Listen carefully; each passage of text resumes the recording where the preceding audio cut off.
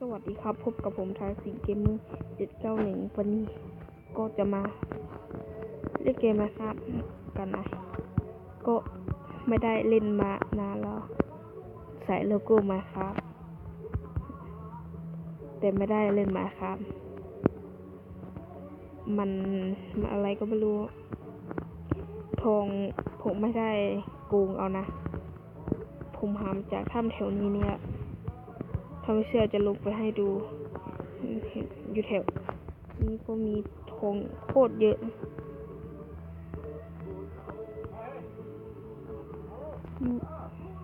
อยู่ที่ทะเลทรายแดงมีทองโคตรเยอะ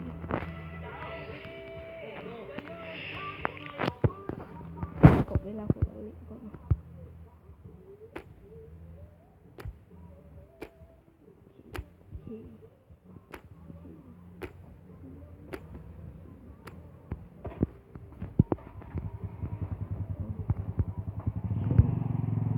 ไม่ต้องสนใจเสียงไม่ต้องสนใจเสียงอื่นนะสนใจแต่เสียงผมเนี่ยวันนี้ก็ถ่ายทำอยู่นอกบ้านไม่ใช่ถ่ายอยู่ในบ้านแล้วท่านผู้ชมดูมืดนะผมดูโคตรมืดเลยพวกกลางแจ้งแสงก็จำแล้วยังมีทางเข้าไปวันนี้เราจะตามหาทองกัน เคยดูหนังทองสิบไหมที่มีงูยักษ์ด้วยนะ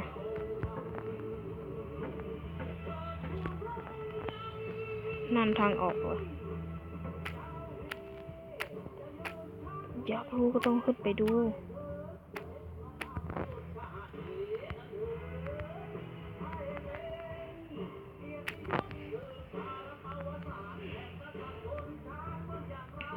ผมว่าอยู่แถวทะเลทรายขาวมันไม่มีหรอก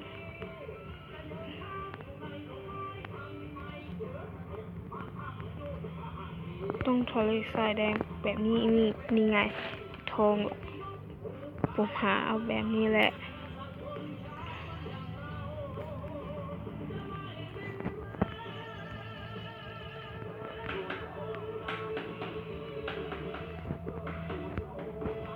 นี่ไงก็ไม่เจอทองมีแต่เหล็ก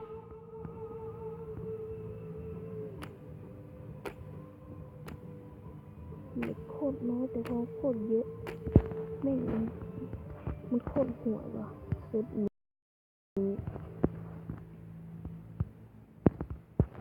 ก็พอแล้วขึ้นไปก่อนมันจะมืด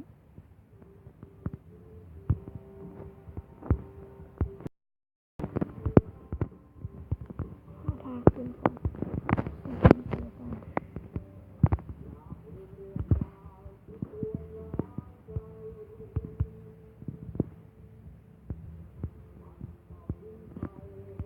ตอนนั้นผมเห็นว่าไม่รู้นี่แหละมันเหมือนอันไม้กระเขนมันเป็นหลุม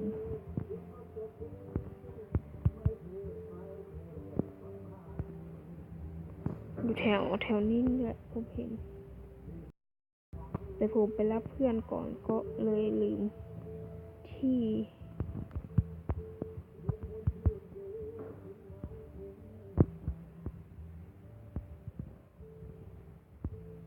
ผมน่าจะทอดปักไว้นะ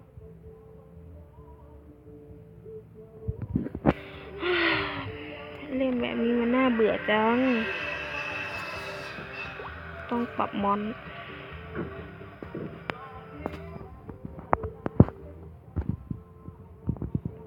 กระบองเพชร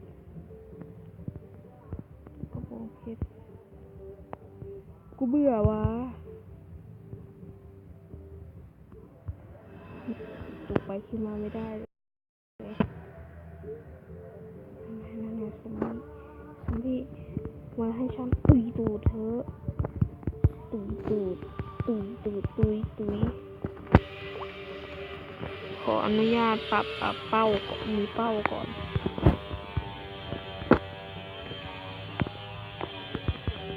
ค่อยๆเล่นยากขึ้นนิดนึง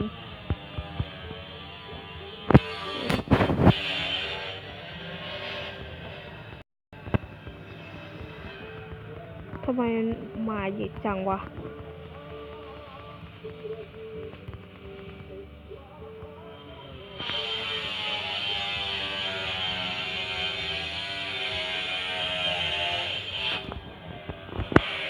มีสเกลตันเลยอ่ะสเกลตันกูไม่อยากเจอตรงนี้ผมเจอเลยฮะนี่ไงกูว่าจะขุดลงไปแล้ว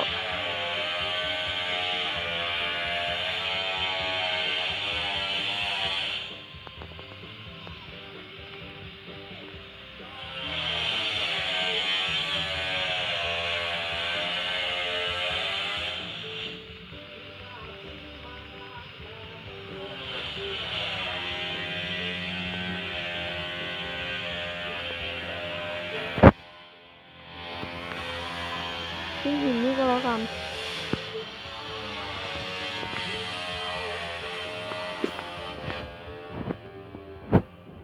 ไล่กับพี่เลย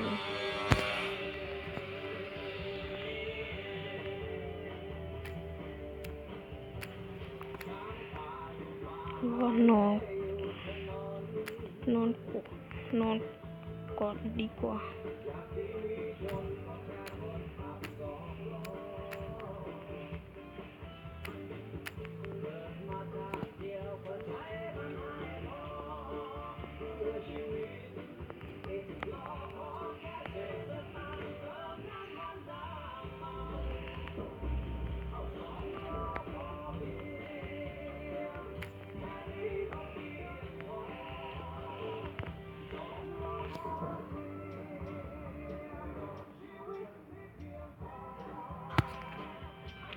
ก็เช้าแล้ว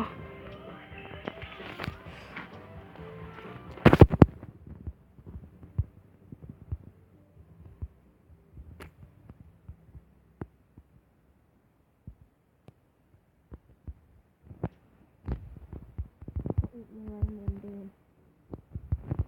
ขุดลงไปตรงนี้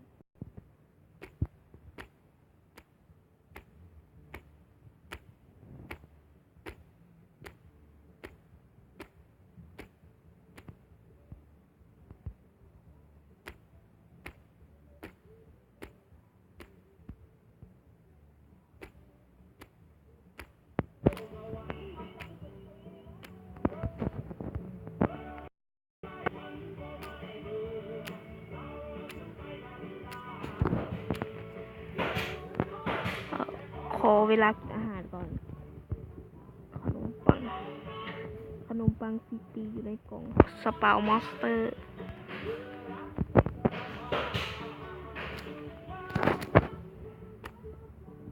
ไม่มีกล่องข้ามก็เฮ้ยทำมีลาวาด้วยผมชอบทิ้งอะไรดีว่าทิ้งทองดีกว่าทิ้งสี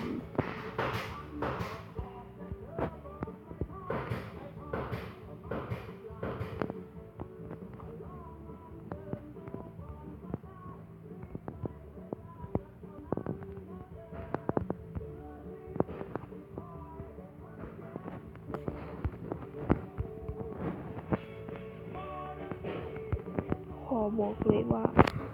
ลาวาเยอะมาก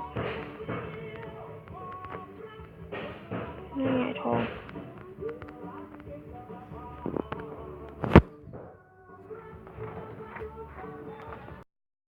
ขอบอกเลยอยู่ในแมปนี้หาง่ายมาก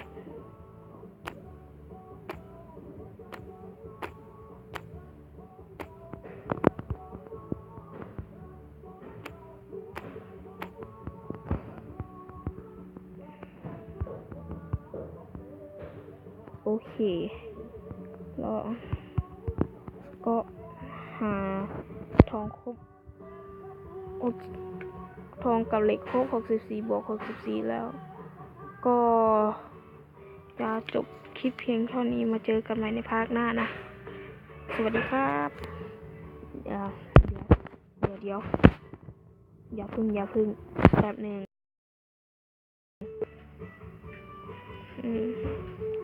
กูขอทิ้งไม้ก่อน